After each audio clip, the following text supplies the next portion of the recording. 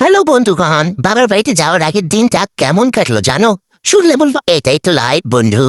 So বন্ধুরা, ভিডিওটা skip করে দিলে কিন্তু কপালে দুঃখ আছে। লাইক কমেন্ট না করলে আমি কিন্তু রাগ করে ফেলবো। চলো শুরু করি। সকালবেলা উঠলাম, মানে সকাল না, প্রায় দুপুর। এটা আমার স্পেশাল ট্যালেন্ট। অ্যালার্ম বাজে কিন্তু আমি বাজি না ভাই। উঠে ভাবলাম আজকে হেলদি খাবো, তারপর 2 মিনিট পরে ভাবি থাক ম্যাগি বানাই। কারণ লাইফে কনসিস্টেন্সি থাকা দরকার। এইদিকে জামাইবাটা এসে বললো আজ রান্না করবো না, বাইরে লাঞ্চ করব।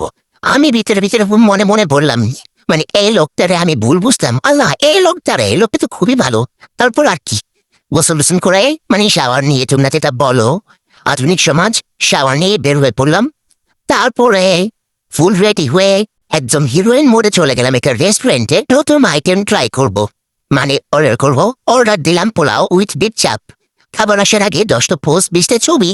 খাবার আসার পর আমরা ক্যামেরা অফ করে খাবার উপরে হামলা করে পড়েছিলাম। খাওয়া শেষ করে চলে গেলাম শপিং করতে। মিস্টার DIY নতুন ব্রাঞ্চ হয়েছে, ওইটাই দেখে আসলাম মিরপুর 11-তে। তারপর দোকানে ঢুকে আল্লাহ, জিনিসগুলো এত সুন্দর। দোকানে ঢুকে আমার মনে হলো আমি কি কিনতে এসেছিলাম, কি দোকানটাই কিনে ফেলবো। শেষে অনেক কষ্টে হাজবেন্ডের জন্য একটা লাঞ্চ বক্স কিনলাম আর টুকিটাকি। তারপর বাসায় ফিরে ভাবলাম আজকে তো বাইরে খেয়েছি, রাতের তো রান্না নেই। কিন্তু না, বউ হওয়ার রিয়ে লিখেছে দেখুন, রান্নাঘর থেকে ডাক, আসো মা তোমার অপেক্ষায় আছি। যাই হোক বন্ধুরা, এভাবে কেটে গেলো আমার রিল্যাক্সিং দিন। পরের দিন রওনা দিলাম বাবার বাড়ি, মানে ফাইনাল একটু শান্তি।